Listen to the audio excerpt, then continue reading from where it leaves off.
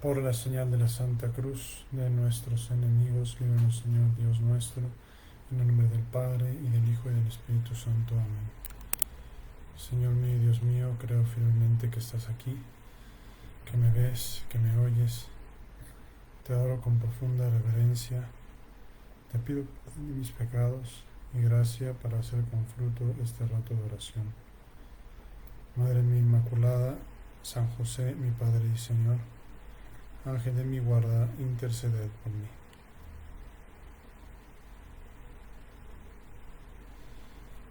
Pues hoy vamos a leer un capítulo de San Juan, capítulo 9, que vuelve a traer a colación un milagro de nuestro Señor. Si se fijan, los evangelios de San Juan son como más detallados a la hora de, más detallados a la hora de describir los milagros. No describen tantos milagros como Lucas, como Marcos, como Mateo. Son pocos los milagros que narra San Juan, pero son narrados con gran detalle.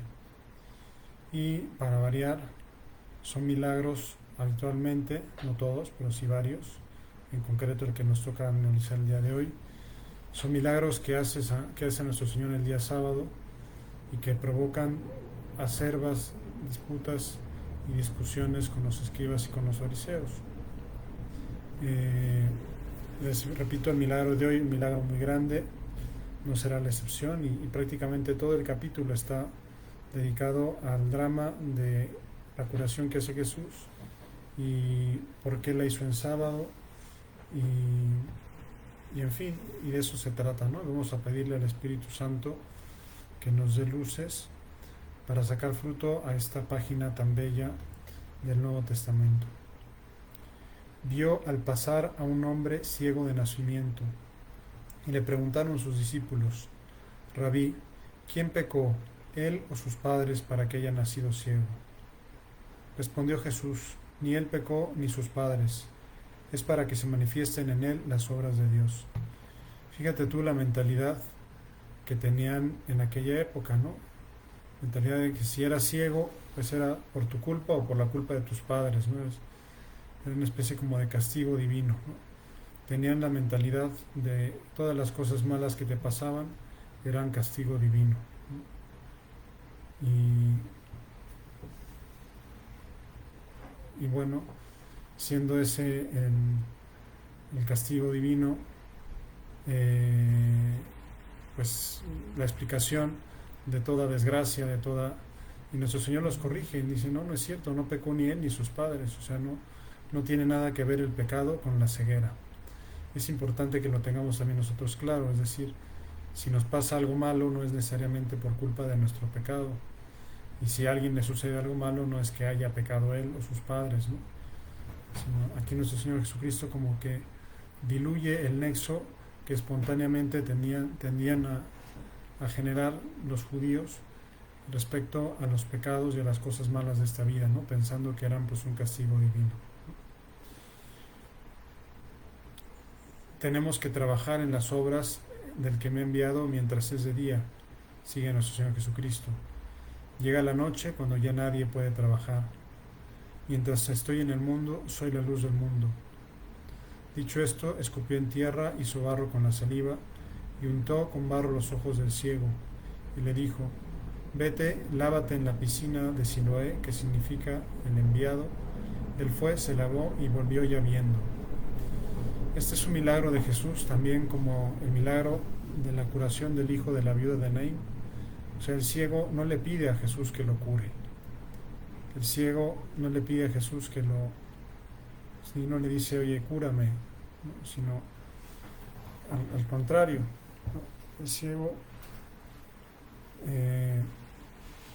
pues no le pide a Jesús: oye, cúrame, o oye, sino le dice,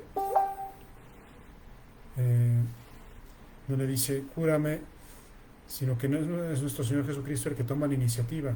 Es decir, por eso es para que se manifiesten en él las obras de Dios. Digamos que es, por decirlo así, él era ciego para que Jesús hiciera un gran milagro en él y mucha gente creyera en Jesús. Ahora es un milagro también curioso, como el que considerábamos el otro día del Efetá, un milagro laborioso de Jesús. O sea, dicho esto, escupió en la tierra, hizo barro con la saliva y untó con el barro los ojos del ciego. Y le dijo, vete y lávate en la piscina de Siloé, que quiere decir el enviado. Él fue, se lavó y volvió ya viendo. Es un milagro laborioso del Señor, o sea, escupe, hace barro, se lo unta en los ojos, lo manda a una piscina que se lave, y aquel ciego obedece, es dócil, ¿no? Pensaba también en nosotros, ¿no? Cuando tenemos como esa ceguera, sí, sobre todo esa ceguera de espíritu, esa ceguera de alma, en la que pues no podemos ver las obras de las cosas de Dios, no podemos verlas. Basta que seamos dóciles, ¿no? Dóciles a la gracia, dóciles a lo que nos diga el Señor en la oración, dóciles si tenemos acompañamiento espiritual, a lo que nos digan en nuestro acompañamiento espiritual. O sea, basta que tengamos como esa actitud de fondo, esa actitud esa actitud de fondo para llevar a la gente, para llevar la gracia de Dios en nosotros, para dejarnos empapar por la gracia de Dios. O sea, el ciego dejó hacer, fue dócil a lo que Dios le decía y por eso recuperó la vista, ¿no? Si nosotros somos dóciles a lo que Dios nos pide, pues de esa manera podemos recuperar la vista, de esa manera podemos recuperar pues eso, la luz, podemos recuperar no sé, digamos que de esa manera podemos nosotros como pues recuperar, ¿verdad?, la gracia si la hemos perdido, si estamos ciegos porque tenemos un vicio. Pienso ahorita, me venía a la memoria pues la persona que tiene el vicio de la impureza, la persona que es adicta a la pornografía, pues si quiere, dice Jesucristo, yo soy la luz del mundo. Dice, mientras estoy en el mundo, yo soy la luz del mundo, hay que ir a la luz.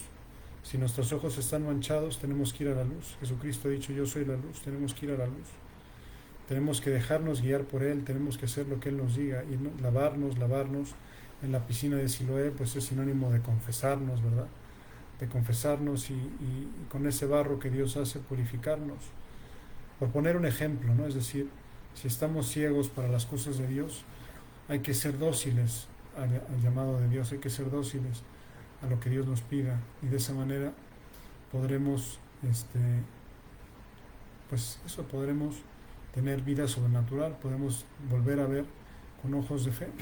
Es muy importante esto que Jesucristo dice sobre la luz del mundo, porque pues gran cantidad de gente no tiene esa capacidad de ver la luz, no ve la luz de Dios, juzga solamente las cosas materiales, juzga solamente lo que puede gozar, lo que puede disfrutar, lo que puede medir, lo que puede tocar, y son ciegos para las cosas de Dios, ¿no? Y a veces son ciegos de nacimiento, y hacerles ver la luz es un milagro laborioso como el de Jesús. Es escupir en la tierra, es hacer barro, es untarle en los ojos, es llevarlos a lavarse en la piscina de Siloé. Es como toda una labor de acompañamiento al que es ciego de nacimiento, para que pueda ver con visión sobrenatural las cosas de la gracia. Dicho esto, escupió en la tierra, hizo barro con la saliva y untó con el barro los ojos del ciego. Y le dijo, vete, lávate en la piscina de Siloé, que quiere decir enviado. Él fue, se lavó y volvió ya viendo. Los vecinos y los que solían verle antes, pues era mendigo, decían, ¿no es este el que se sentaba para mendigar? Unos decían, es él. No, decían otros, sino que es uno que se le parece.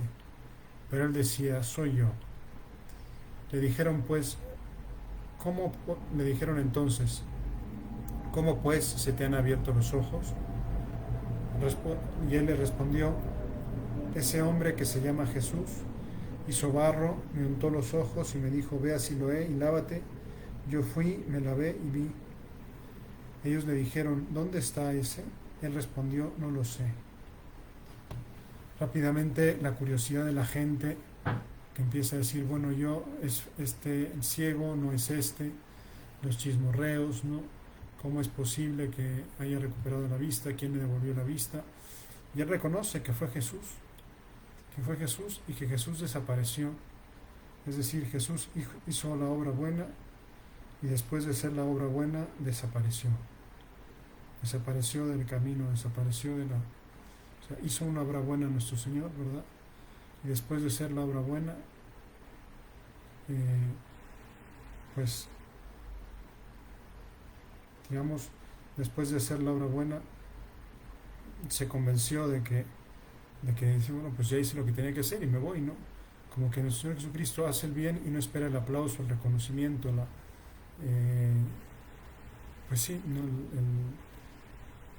no espera el aplauso, el reconocimiento de las personas, sino que hace el milagro y se va, ¿no?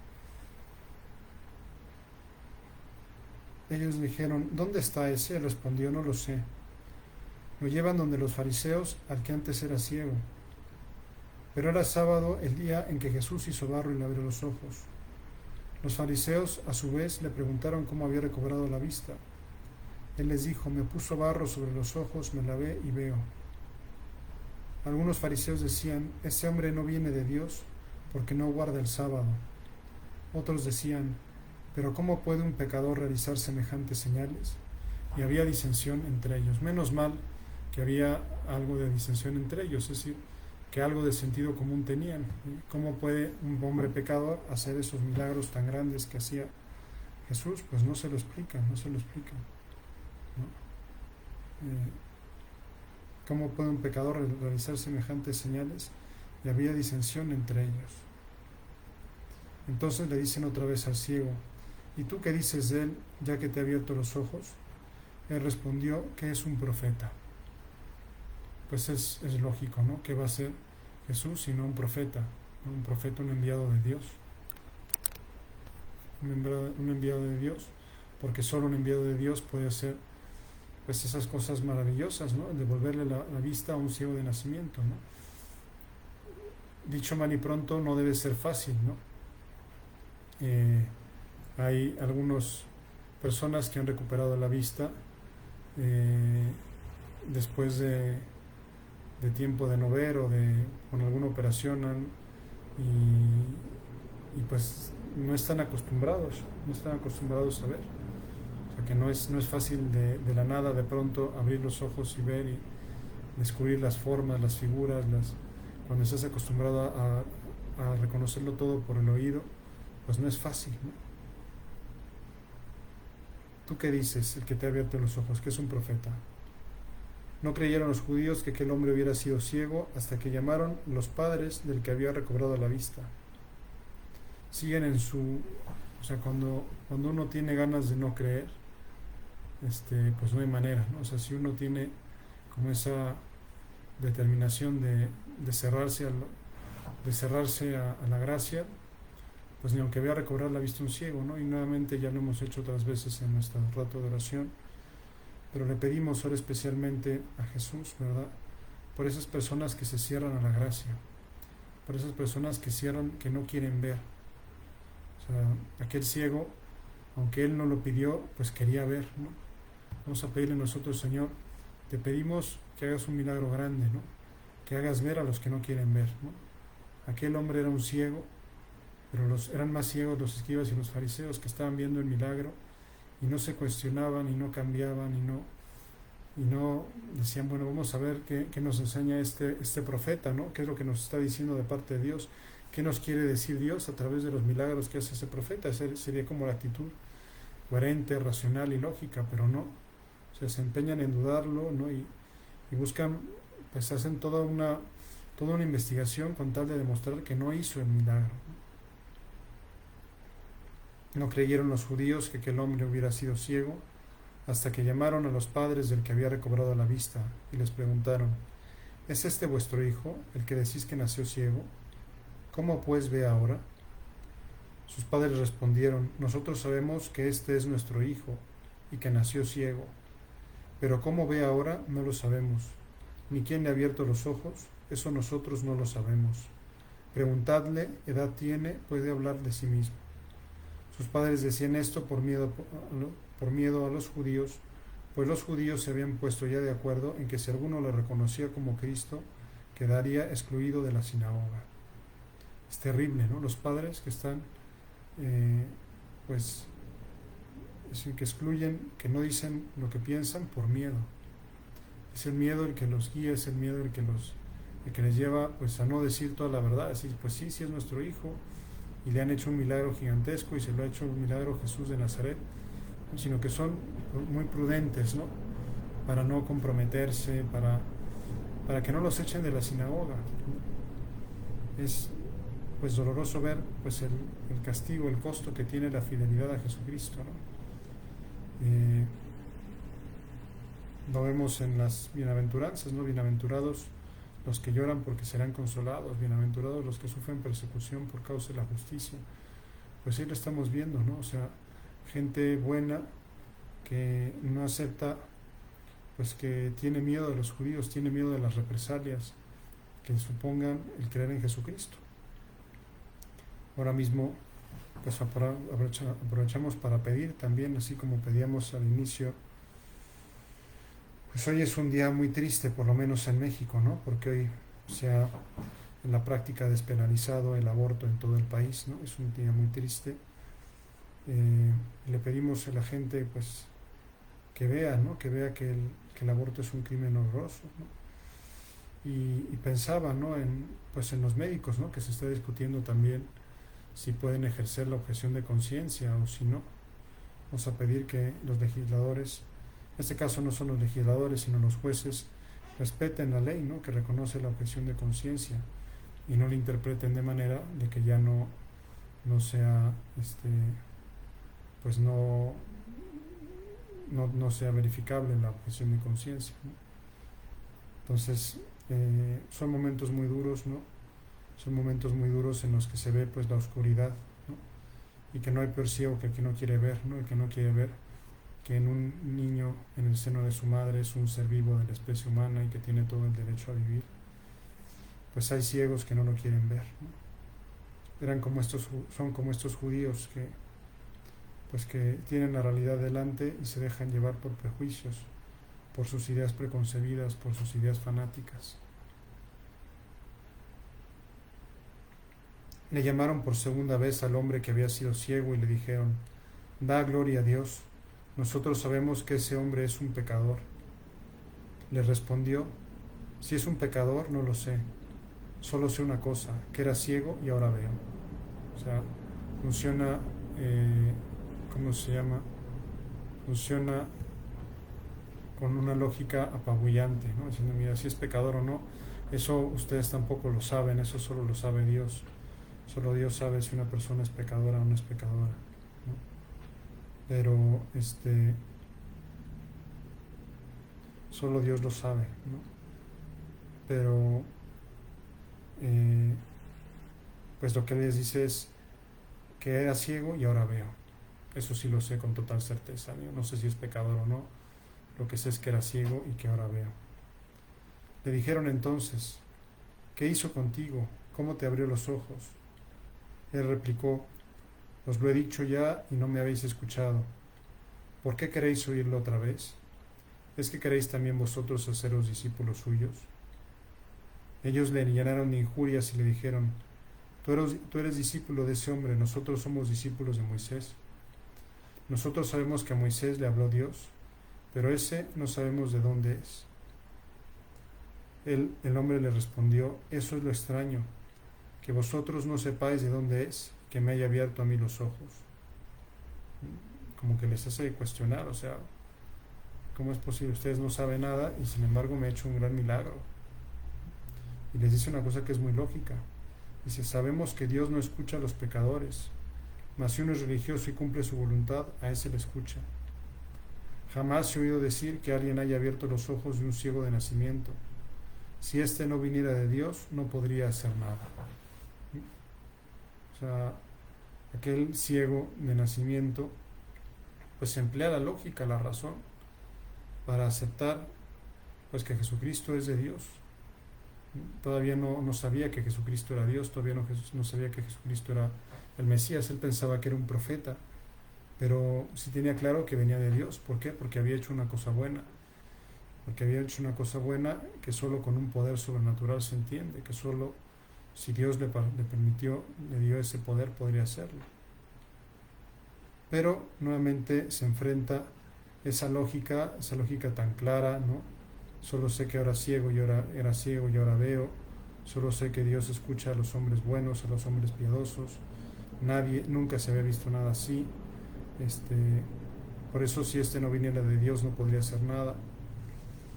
Pero cuando alguien no quiere ver, aunque le digan las cosas con una lógica aplastante, como la lógica del ciego de nacimiento, pues se cierra en banda, ¿no? Se cierra en banda. Y eso, pues repito, lo padecemos en nuestra sociedad, lo padecemos en nuestro mundo, personas que se cierran, o sea, que no quieren ver, que no aceptan la lógica más elemental, la lógica más clara, la lógica que se dejan llevar por sus prejuicios, como los fariseos. Ellos le respondieron: has nacido todo entero en pecado y nos das lecciones a nosotros, y le echaron fuera. Nuevamente funcionan con ese prejuicio, ¿no? De que si es ciego es porque nació con pecado, ¿no? Que si es ciego es culpable de ser ciego, ¿no? Esa mentalidad antigua que tenían y que Jesús viene a cambiarla radicalmente, ¿no? Pero ellos nuevamente vuelven a hacer ese pecado que tanto le desagradaba a nuestro Señor Jesucristo, que se creían superiores, se creían mejores, se creían superiores al ciego de nacimiento, ¿no? Cuando el ciego de nacimiento les ha argumentado con toda lógica y cuando ellos sencillamente no pueden responder a los argumentos que le presenta el ciego. Y claro, eso, repito, es algo que vemos nosotros en la sociedad y nos duele. Jesús se enteró de que le habían echado fuera y encontrándose con él le dijo: ¿tú crees en el Hijo del Hombre? Él respondió: ¿y quién es, Señor, para que crea en él? Jesús le dijo: le has visto, el que está hablando contigo, ese es. Entonces él dijo: creo, Señor, y se postró ante él. Pues claro, era lógico, ¿no? Era lógico que aceptara a Jesucristo, pues había hecho el milagro, le había devuelto la vista, le había cambiado la vida radicalmente. Tenía nuevamente esa disposición dócil. Primero tuvo la disposición dócil de hacer lo que Dios le decía, ¿no?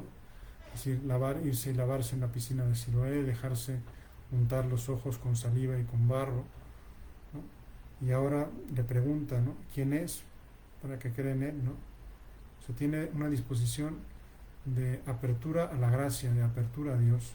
Digamos que el ciego de nacimiento nos da un ejemplo muy claro de apertura a la obra de Dios, y que nos abramos a la obra de Dios. Vamos a pedir al Señor: Señor, ayúdanos a abrirnos a esa obra tuya.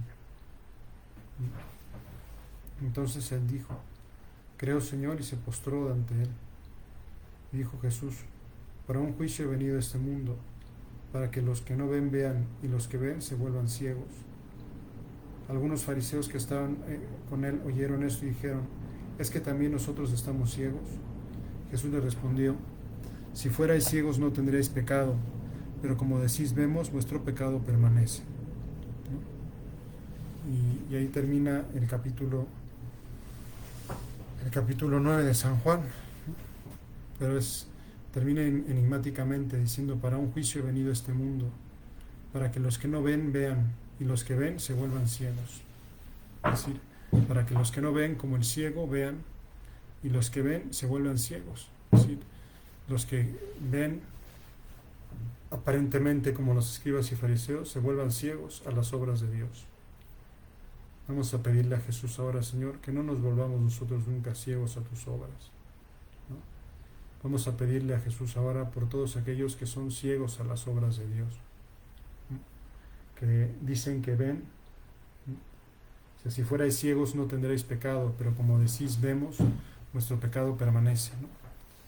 Yo pienso ahora pues en los jueces de la Suprema Corte de México, ¿verdad?, que han determinado eso, que han despenalizado el aborto, pues que según ellos, con sus razones, con sus argumentos, con sus sofismas, pues han legitimado que muchos niños mueran en el seno de sus madres, ¿no? Y han decidido que eso es legal y que eso es respetar los derechos humanos y que eso es lo justo, ¿no? Pues la verdad es que no quisiera estar en su conciencia, ¿no? Porque Dios les va a pedir cuentas, ¿no? Aquí en la tierra a veces estamos impotentes, pues no podemos hacer nada, o podemos hacer bastante poco, y precisamente son como esos que dicen ven, pero en realidad vuestro pecado permanece. Pero como decís vemos, vuestro pecado permanece, ¿no? Como decís sabemos, vuestro pecado permanece, ¿no? Y el Señor les va a pedir cuentas. El Señor va a pedir cuentas de toda sangre derramada, ¿no? Y los que han hecho posible esto, pues van a tener que dar cuentas al juicio de Dios. Y es algo, pues, en fin, yo no quisiera estar en sus zapatos, en su conciencia, yo no podría dormir tranquilo sabiendo que he legitimado el asesinato de los niños en el seno de sus madres, ¿no? Es la ceguera de nuestra sociedad, ¿no? Por eso dice nuestro Señor Jesucristo: para un juicio he venido a este mundo, para que los que ven, para que los que no vean, vean, y los que ven se vuelvan ciegos. ¿Cómo nos damos cuenta que mucha de esta gente se ha vuelto ciega, se ha fanatizado, se ha dejado seducir por ideas corruptas, se ha dejado engañar, se ha dejado pues absorber por la oscuridad, ¿no? Por eso volvemos al principio del capítulo donde dice nuestro Señor Jesucristo,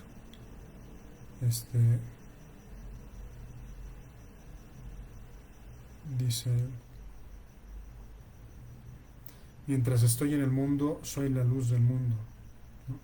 Jesucristo es la luz del mundo. Mientras esté en el mundo, es la luz del mundo, ¿no? Y también nosotros, como dice Él, tenemos que trabajar en las obras del que me ha enviado mientras es de día. Llega la noche cuando nadie puede trabajar. Pues debemos trabajar nosotros por la vida mientras es de día, ¿no? Mientras podemos, hay que seguir trabajando por la vida, no hay que desanimarnos. Aunque realmente los resultados son desanimadores, ¿verdad? Son resultados realmente desanimadores. Pero en cualquier caso, pues como dice nuestro Señor Jesucristo, tenemos que trabajar en las obras del que me ha enviado. Tenemos que trabajar en la obra de Dios, ¿no? En las obras de Dios. Y saber que Jesucristo es la luz del mundo. Jesucristo es la luz de nuestra vida. Y ver con esa luz, con la luz de Cristo, todos los acontecimientos que nos rodean, todos los acontecimientos de este mundo, ¿no? Y ver con la luz de Jesucristo, pues todos los eventos, ¿no?